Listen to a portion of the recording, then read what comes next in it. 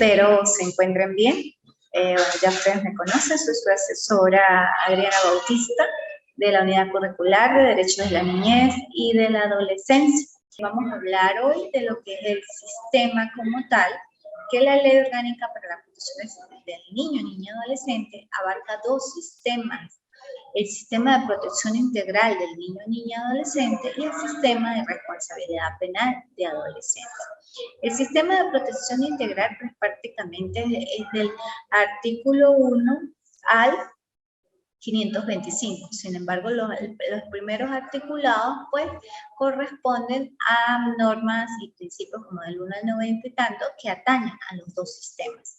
Luego pues ya viene la parte netamente de protección del área civil, que es al área civil. Y del 526 en adelante pues el sistema de responsabilidad penal de adolescentes, como su nombre lo indica, es el área penal, pero jurisdicción especializada netamente. Esos son los dos sistemas que dentro de una misma ley convergen y están, y que pues lógicamente se relacionan en los principios y garantías, tanto legales y constitucionales, que se encuentran en la ley. De esta manera pues es necesario que ustedes observen que la misma ley inclusive o da la definición de lo que es niño, niña y adolescente, y esto está reflejado en el artículo 2. Me permito leer y por eso es muy importante que ustedes tengan a la mano su ley. Dice así: definición de niño, niña y adolescente. Se entiende por niño o niña toda persona con menos de 12 años de edad. Se entiende por adolescente toda persona de 12 años o más y menos de 18 años de edad. Si existieran dudas acerca de si una persona es niño o adolescente, niña o adolescente, se le presumirá niño o niña hasta prueba en contrario. Si existieran dudas acerca de si una persona es adolescente o mayor de 18 años, se le presumirá adolescente hasta prueba en contrario. Este artículo pues, prácticamente es aplicable casi siempre al sistema de responsabilidad penal de adolescentes, porque pues muchas veces los adolescentes que infringen la ley, pues lógicamente amparados por jurisdicción especializada, ellos indican que son adolescentes y que pues en todo caso si transgredieron una norma penal, los ampara el sistema de responsabilidad penal de adolescentes. ¿Esto por qué sucede? Porque muchas veces dentro de la fisonomía o en la fisonomía del adolescente, que fue aprendido por procedimientos de flagrancia, por decirlo, puede ser que en su contextura físicamente aparente más edad, o aparenta más edad, que sea mayor de 18 años. Entonces, ustedes saben que hoy en día los adolescentes crecen muy rápido y a veces tienen contexturas acuerpadas y más que se hace presumir que pudiera tener o ser adulto. Sin embargo, si transgredió o cometió algún hecho delictivo, pues lógicamente, si existen dudas, hay que considerarse como adolescente. Puede ser que el órgano aprensor o el órgano de seguridad del Estado, llámese el funcionario policial como tal, en el momento que se diga no es adulto y el adolescente sigue diciendo que es adolescente y en realidad es adolescente, pero su contextura es de adulto, pues él no puede pasar el procedimiento jurisdiccional ordinario si no se le presume adolescente. Ya cuando llega a los tribunales especializados, pues allá se harán las pruebas o se buscará a través del SAINE las características de él o se verificará efectivamente la identidad para establecer si es adolescente o no es adolescente. Si es adolescente, pues el proceso continuará por allí. Si es adulto, pues lógicamente se va a declinar competencia y pasan las actuaciones al sistema o a la jurisdicción ordinaria, lo que es ya el proceso penal de adultos. Por eso, muy importante el artículo 2. Sin embargo, este artículo está en consonancia con el 535, 30 y algo, donde habla del ámbito de aplicación del sistema de responsabilidad penal de adolescentes, porque un adolescente es imputable penalmente desde los 14 hasta menos de 18. Si tiene menos de 14 años, quiere decir 13, pues lógicamente es inimputable y si transgredió la ley y se cometió un hecho delictivo, se le aplicarán solo medidas de protección. No puede ser declarado penalmente responsable, no puede ser declarado culpable Es inimputable un adolescente de 13 años y lógicamente su aplicación serían medidas de protección. Eso en cuanto al ámbito de aplicación. Ahora bien, si tiene 14 y menos de 18, pues ahí sí sería o puede ser declarado penalmente responsable de sus actos y lógicamente es imputable de la comisión de hechos delictivos. Recuerden que esa imputabilidad es individual, no se puede castigar a los padres por la comisión de hechos delictivos de sus hijos, por eso son responsabilidades penales individuales. Ese es el artículo 2. Como indiqué, del artículo 1 al 90 y algo, habla de lo que son las disposiciones generales, abarca los principios. Y pues me retrotraigo al artículo 1, que es el objeto general de la ley. Y dice, esta ley tiene por objeto garantizar a todos los niños y niñas adolescentes que se encuentran en el territorio nacional el ejercicio y disfrute pleno y efectivo de sus derechos y garantías a través de la protección integral que el Estado, la sociedad y las familias deben brindarles desde el momento de su concepción. Ese es el objeto, disfrute pleno, derechos y garantías de los niños, niñas, adolescentes en todo el territorio nacional. Aunado a eso, pues hay otros principios fundamentales que forman parte de esos derechos de los niños y de los adolescentes y que se consideran principios tanto legales como constitucionales. Entre ellos está el principio de igualdad y de no discriminación, que habla, las disposiciones de esta ley se aplican por igual a todos los niños, niñas y adolescentes sin discriminación alguna, fundada en motivos de raza, color, sexo, edad, idioma, pensamiento, conciencia, religión, creencias, cultura, opinión política o de otra índole, posición económica, origen social, étnico, nacional, discapacidad, enfermedad, nacimiento o cualquier otra condición de los niños, niñas, adolescentes, su padre, madre, representante o responsable o de sus familiares. O sea, todos los niños son amparados por esta ley sin ningún tipo de discriminación. ¿Cuáles son las obligaciones generales del Estado?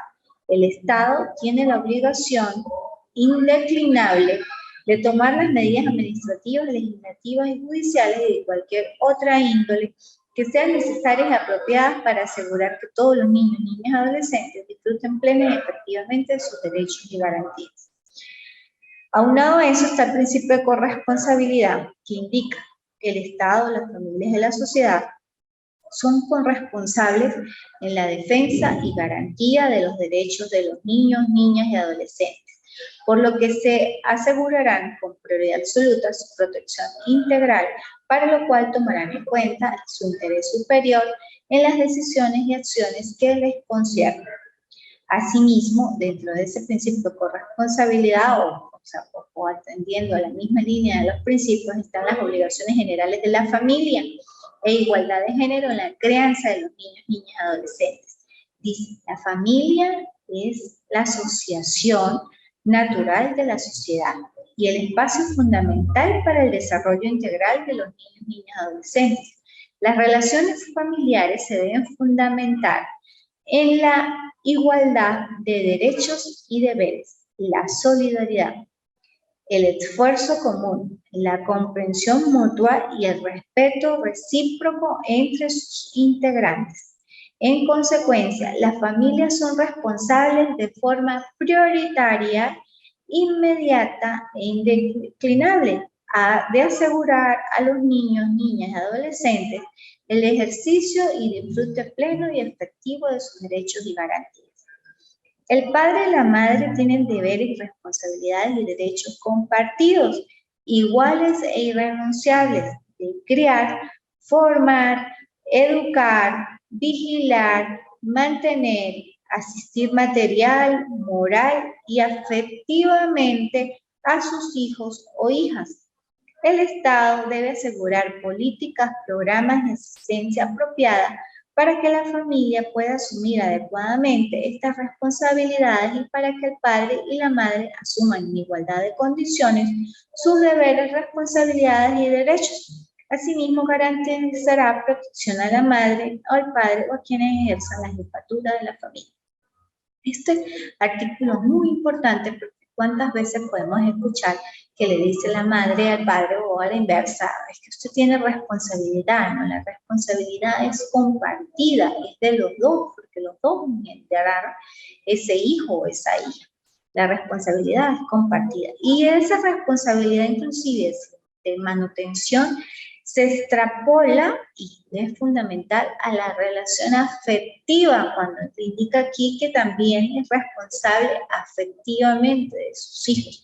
Esto es muy importante a nivel interno, porque cuántas veces observamos niños y niñas que no son atendidos de manera afectiva, son desatendidos, no están prestos los padres para preguntarle a su hijo cómo le fue en la escuela, qué están haciendo, qué están pensando, se creen seres asociales y más si la estructura familiar no está consolidada, sino se separado o hubo ruptura, pues lógicamente este niño de la manera afectiva va a ser débil, va a tener una carencia allí emocional y porque puede ser vulnerable en todo caso a cometer hechos cognitivos. Por eso la solidaridad entre padres es muy importante y la responsabilidad en el momento de engendrar sobre todo y posteriormente de criar, porque no solamente tener una intimidad sexual y que posteriormente de esa intimidad, a pesar de que hubo una concepción, se desentienda los padres sobre lo que crearon. Por eso hay que ser responsable de todos nuestros actos. Luego sigue el principio de participación en la sociedad, que dice la sociedad debe y tiene derecho a participar activamente para lograr la vigencia plena y efectiva de los derechos y garantías de todos los niños, niñas y adolescentes. El Estado debe crear formas de participación directa y activa de la sociedad en la definición, ejecución y control de las políticas de protección dirigidas a los niños, niñas y adolescentes. Esto efectivamente el Estado lo cumple con sus políticas públicas, con sus mecanismos de participación e integración, de responsabilidad y de salvaguarda de esos niños, que efectivamente aquí en Venezuela, pues efectivamente eso está, tenemos casas hogares, aquí en el estado Táchira, casas hogares, prestas a la atención de esos niños que están en situación de vulnerabilidad y demás, y el Estado pues a través de sus políticas públicas pues cumple con esa participación y protección de los niños. Prioridad absoluta. El Estado, las familias y la sociedad deben asegurar con prioridad absoluta todos los derechos y garantías de los niños, niñas y adolescentes.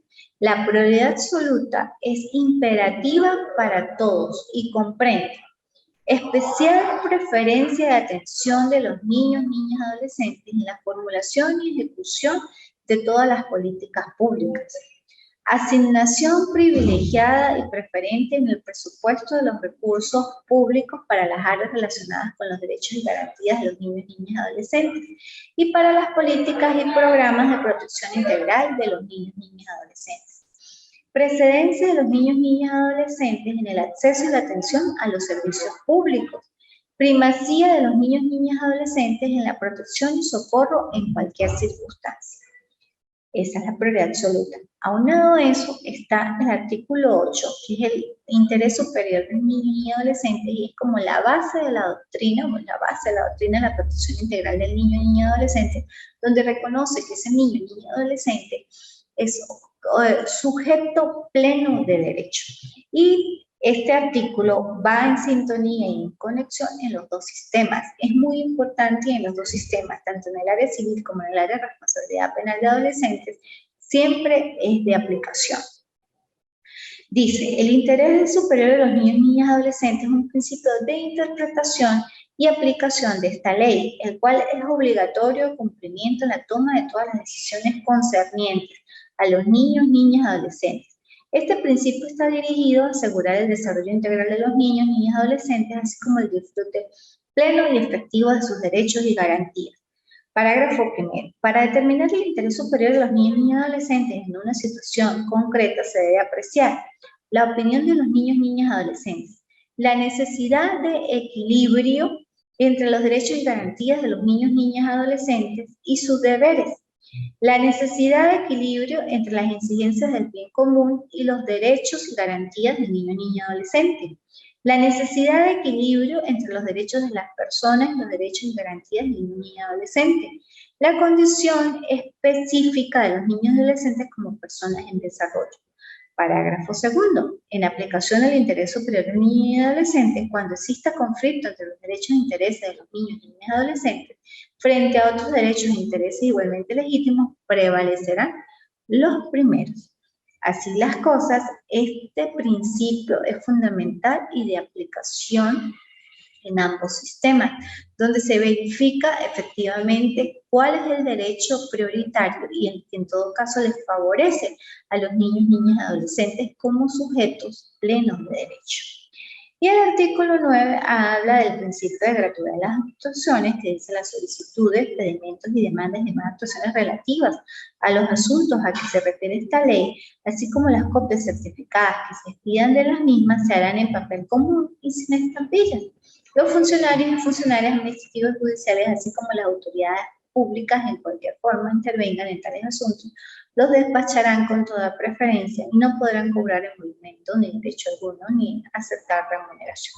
Eso de las actuaciones que convergen o que hayan intereses, donde se diluciden aspectos propios de los niños, niñas y adolescentes, hay gratuidad en las actuaciones.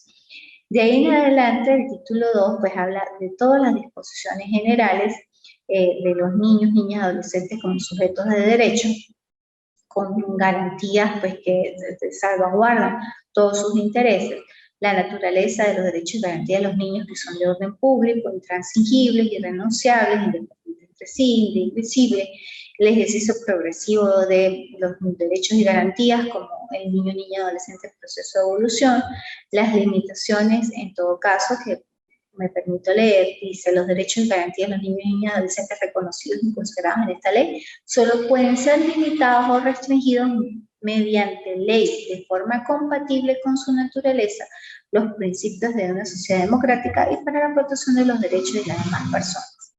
Luego le sigue el capítulo 2, que son derechos, garantías y deberes, tanto legales que también después están consagrados en nuestra Constitución, como el derecho a la vida, a un nombre, a la identificación, a ser inscrito en el registro del Estado Civil, a los documentos públicos de identidad, a los recursos, el reconocimiento de hijas e hijas, el derecho a conocer a su padre y a madre, a ser cuidados por ellos, el derecho a ser creado en una familia, a mantener relaciones personales y contacto directo con el padre y la madre, al libre desarrollo de su personalidad, al derecho de los niños con necesidades especiales, a un nivel de vida adecuado, bueno, al ambiente, a la integridad personal, al buen trato, a servicios forenses, a la libertad de pensamiento, de libertad personal, libertad de tránsito, prohibición de esclavitud, servidumbre o cualquier tipo de trabajo forzoso por parte de los niños, protección contra el traslado ilícito, a la salud y a los servicios de salud, a la responsabilidad del padre y madre como seres corresponsables y solidarios entre sí,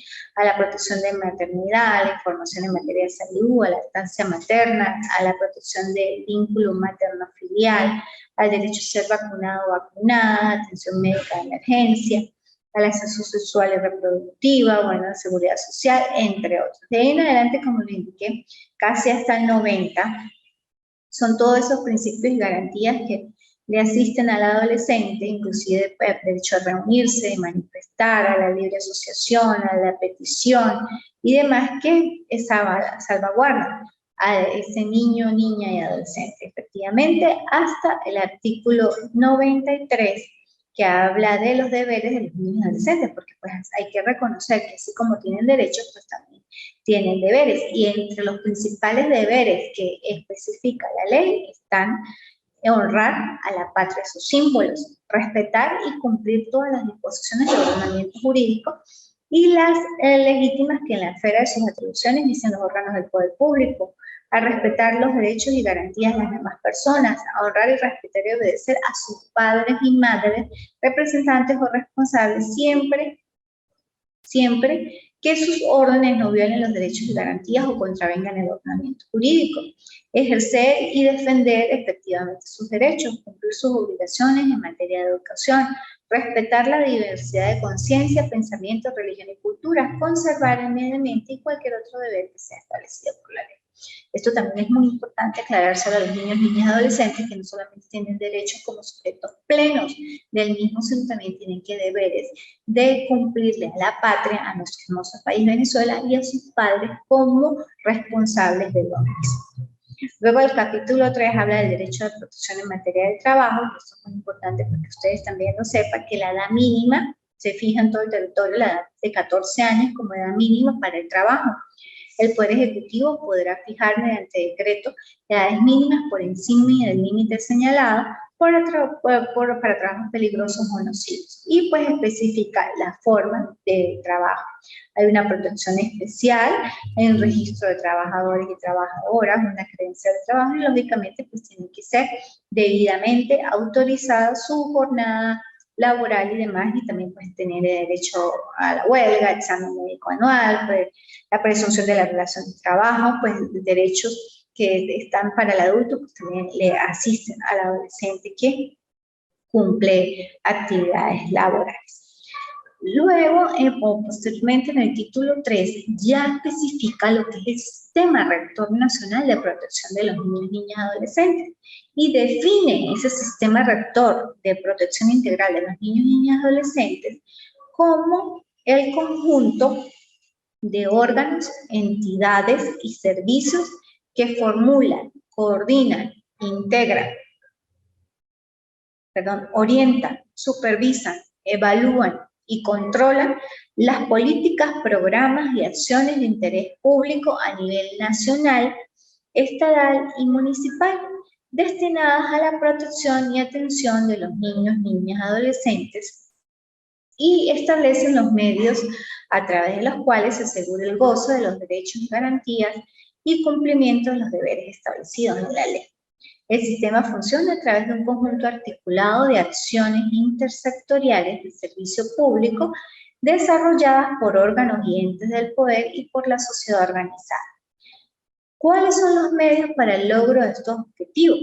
Pues las políticas y programas de protección y atención, las medidas de protección, las entidades y servicios de atención, las sanciones, los procedimientos, la acción judicial de protección y los recursos económicos. ¿Quiénes son los integrantes del Sistema de Protección Integral de Niño, Niña y Adolescente?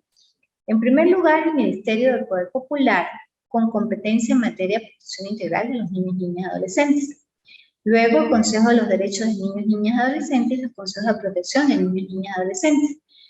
Posterior, Tribunales de Protección de Niños, Niñas y Adolescentes y la Sala de Casación Social del Tribunal Supremo de Justicia. Ministerio Público, Defensoría del Pueblo, Servicio Autónomo de la Defensa Pública, entidades de atención, Defensoría de Niños, Niñas y Adolescentes, consejos comunales y demás formas de organización popular. De ahí en adelante, pues bueno, más o menos define y desarrolla todo lo que es el campo de acción del Sistema de Protección Integral, habla de las medidas de protección aplicadas, pues lógicamente por los consejeros de protección y por algunas tribunales o jurisdicciones ya propiamente del sistema o por los jueces del circuito especializados cuando haya o exista algún tipo de aspecto que se debe dilucidar con respecto a los niños. Entre estos tipos de medidas de protección están, o sea, porque las pueden aplicar los consejos de protección o los tribunales. La inclusión de niños, niñas y adolescentes en forma conjunta o separada en los programas a que se refiere el 124, que el 124 son los programas de identificación, de rehabilitación, de colocación familiar, de abrigo, de colocación, los socioeducativos, los culturales y demás. La orden de matrícula, entre los mismos tipos, la declaración del padre y la madre, según el caso, reconociendo la responsabilidad de los hijos, la intimación del padre o de la madre responsable de funcionarios de identificación, objetos que procesen y regularicen con estipulación de plazo para ello, el abrigo, la colocación familiar, la adopción. Y aquí es muy importante lo que indica la parte final. Se podrá aplicar otras medidas de protección si la particular naturaleza de la situación la hace idónea a la presentación o restitución de derechos, dentro de los límites y competencias del Consejo de Protección para que las imponga. Abrigo. Empieza. El abrigo es una medida provisional y excepcional dictada por el Consejo de Protección. La colocación familiar ya ahí es por el juez, dice. La colocación es una medida de carácter temporal dictada por el juez o jueza y que se ejecuta de forma sustituta o en una entidad de atención. Los órganos competentes en las medidas de protección son impuestas en sede administrativa por el Consejo de Protección, salvo las señaladas en el literal I y J. La I es la intimación al padre y la J es la adopción, que son por el juez. Luego habla de las formas la aplicación, la medición y posteriormente en los siguientes capítulos están los órganos administrativos, como especifica el Consejo Nacional de los Derechos de los Niños, Niñas y Adolescentes, cuáles son sus principios, la participación ciudadana. Posteriormente está el Consejo Nacional de los Derechos Niños, Niñas y Adolescentes, las atribuciones de este Consejo de los Derechos de los Niños, Nacional de los Derechos Niños y Adolescentes, cómo está integrado, su junta directiva y demás. De ahí en adelante, pues lógicamente sigue pues, resaltando todos los órganos que forman parte del sistema rector nacional de protección integral de los niños, niñas y adolescentes, como los consejos municipales de derecho, que los invito a que ustedes lo lean y lo revisen, porque lógicamente esto ya ha sido dado en clases en anteriores oportunidades. Y esta especifica cuál uno de los órganos más usuales, por decirlo de esta manera, es el Consejo de Protección de Niños y Adolescentes, y esa definición de lo que es el Consejo de Protección está dentro del artículo 158 de la ley, que indica: los consejos de protección de niños, niñas y adolescentes son los órganos administrativos que en cada municipio y por mandato de la sociedad se encargarán de asegurar la protección en caso de amenaza o violación de los derechos y garantías de uno o varios niños, niñas y adolescentes individualmente considerados. Estos consejos son permanentes y tendrán autonomía en el ejercicio de las atribuciones previstas en esta ley y demás normas del ordenamiento jurídico. Igualmente está el carácter, las atribuciones del consejo, los integrantes, de ahí en adelante los requisitos para ser integrantes del Consejo de Protección. Posteriormente habla ya de los órganos judiciales de protección, cuáles son el Ministerio Público, la Defensoría del Pueblo, los servicios de la Defensa Pública, el Ministerio Público, pues, con fiscales especializados en materia de protección de niños, niñas y adolescentes. Igual los órganos de Defensoría del Pueblo y la Defensa Pública como tal.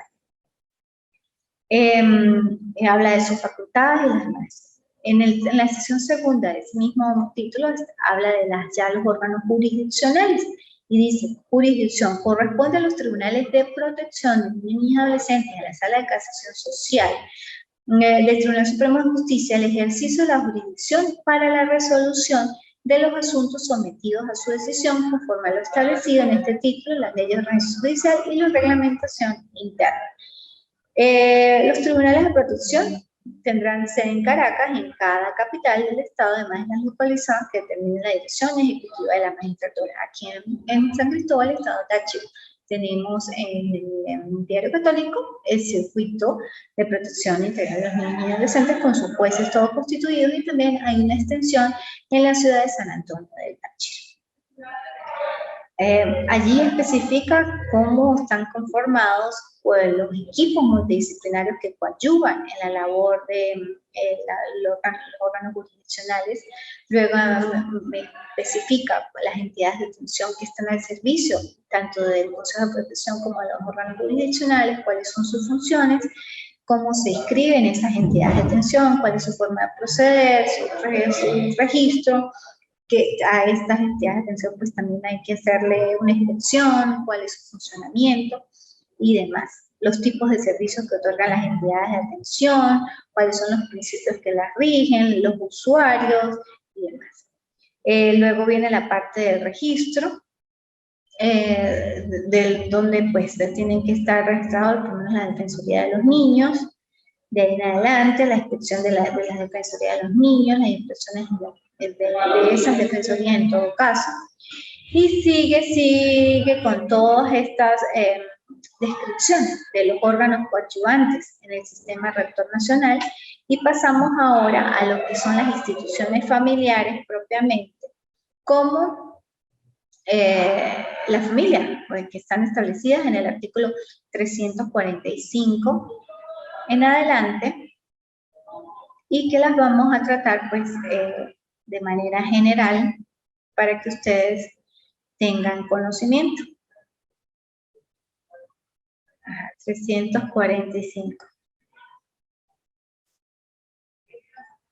Instituciones familiares, título cuarto. 345. Familia de origen. Se entiende por familia de origen la que está integrada por el padre y la madre o por uno de ellos, sus descendientes, ascendientes y colaterales hasta el cuarto grado de consanguinidad. Unidad de filiación. Los hijos o hijas, independientemente de cuál fuera su filiación, tienen los mismos derechos y las mismas obligaciones en relación a su padre y su madre.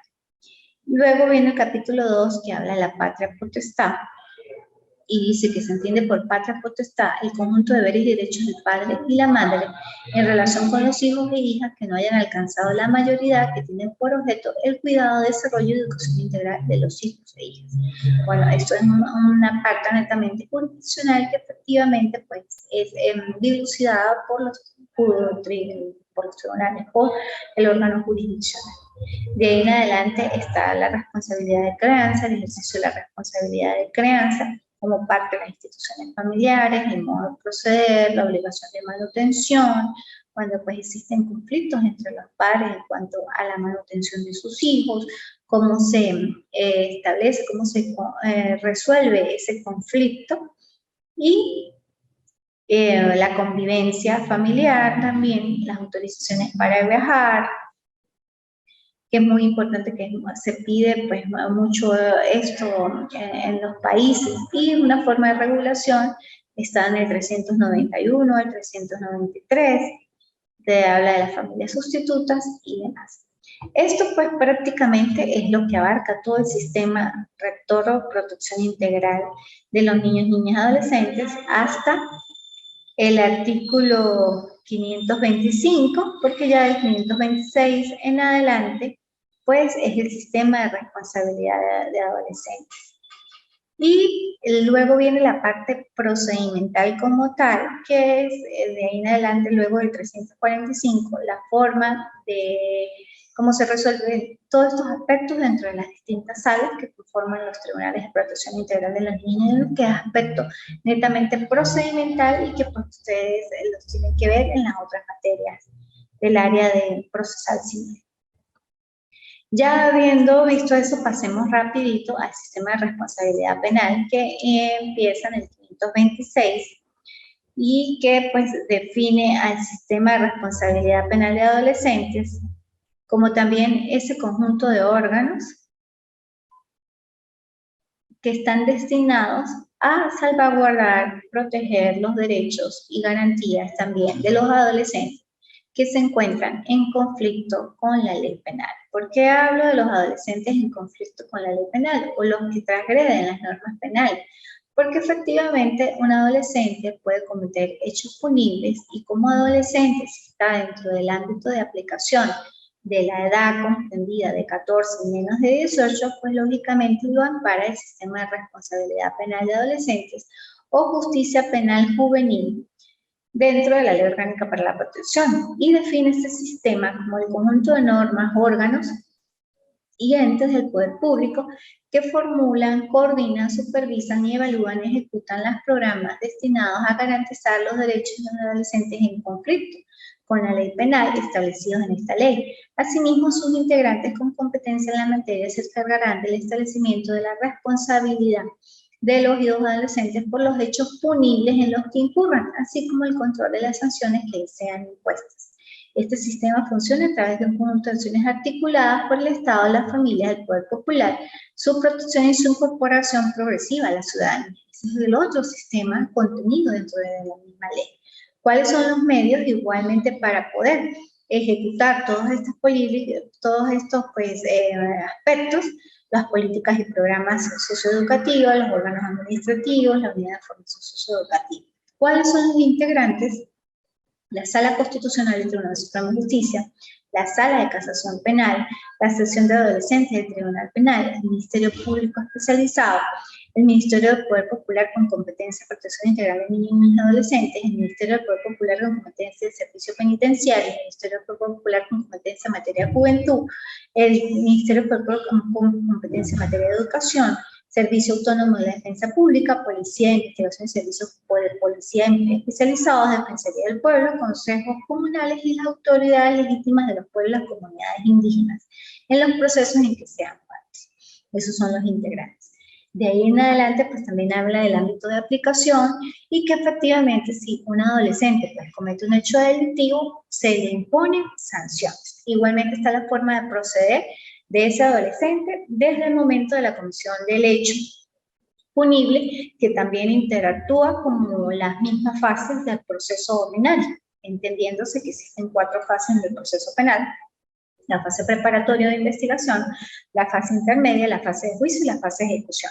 Dentro de esas 4 fases, que son iguales, o sea, en cuanto a su nombre, con jurisdicción ordinaria, en materia de adolescentes también existe, solamente que con las instituciones procesales propias o individuales o particulares del sistema. Por lo menos en flagrancia, existen diferentes formas o medidas de coerción personal que difieren o varían a lo de adultos. En materia de adolescentes existe la prisión preventiva o la detención preventiva como forma de asegurar comparecencia del adolescente a los sucesivos actos procesales. También existen las medidas cautelares sustitutivas muy parecidas a las de adultos, pero estas formas de coerción personal, en todo caso gravosas, llámese prisión preventiva, se da tanto en procedimiento abreviado o ordinario. La detención preventiva se da también para los procedimientos casi siempre ordinarios, y el fiscal del Ministerio Público tiene 10 días para presentar el acto conclusivo. Si no lo presenta dentro de los 10 días, pues hay decaimiento de la detención preventiva y se generaría una medida cautelar sustitutiva menos gravosa a la prisión o la detención. Eso en materia de flagrancia, igual los mismos parámetros para calificar la flagrancia se dan, sin embargo los lapsos se reducen a la mitad. No podemos hablar de que es presentado ante el juez de control a las 48 horas, sino debe ser presentado a las 24 horas. Y lógicamente es merecedor el adolescente de una medida cautelar si no está dentro del catálogo del artículo 628. El artículo 628 habla de que efectivamente, o cuáles son los delitos más gravosos que generan como sanción la privación. Entre ellos está el homicidio, la violación, drogas en mayor cuantía, terrorismo. Todos estos delitos que son pues graves y que dentro del catálogo del 628 pues merecen como sanción privación de libertad, pues no generaría, no daría lugar a medidas cautelares. Lo que no esté contemplado en el 628, por decir lesiones leves, porte ilícito de arma, pues lógicamente sí se es procedente una medida cautelar sustitutiva, como presentaciones periódicas, prohibición de salir del estado Táchira, hacer algún tipo de trabajo dentro de la comunidad y demás. Luego, en la fase intermedia, igual se da la audiencia preliminar, se puede dar conciliación, se puede suspender el proceso a prueba, dependiendo del ilícito cometido. También existen las fórmulas de solución anticipada por admisión de hechos. Si el adolescente considera que el responsable de sus actos puede admitir los hechos, igual se le hacen las rebajas respectivas dependiendo del ilícito, y se le hacen las rebajas dependiendo si es una sanción de privación o no privación. Igual se le debe hacer la rebaja correspondiente por admisión de hechos. Si se va a juicio, se siguen las mismas reglas de jurisdicción ordinaria, solamente que el juicio pues no es público, es reservado. Es juicio oral y reservado. Las reglas son las mismas de contradicción, de concentración, de inmediación. Lógicamente, pues se tiende a hacer los procesos más rápidos y solemnes también por la especialidad del sistema. Cuando pasa a ejecución, pues ahí no podemos hablar de beneficios procesales, sino hablamos de revisiones de sanción bajo la figura de poderla sustituir por otro tipo de sanción menos gravosa. No podemos hablar de beneficios procesales en cuanto a que si le procede por tiempo, porque la ley no habla de tiempo, solamente le concede al juez la facultad y la obligación de revisar la sanción por lo mínimo cada 6 meses. Y revisar la sanción, sea tanto privativa o no privativa, pues lógicamente se le da más valor y énfasis a revisar las sanciones privativas cada 6 meses. Pero eso también va a depender de un plan individual que ya tiene que estar debidamente consolidado por la entidad de atención y que debe ser elaborado al mes, inclusive de ser declarado penalmente responsable el adolescente.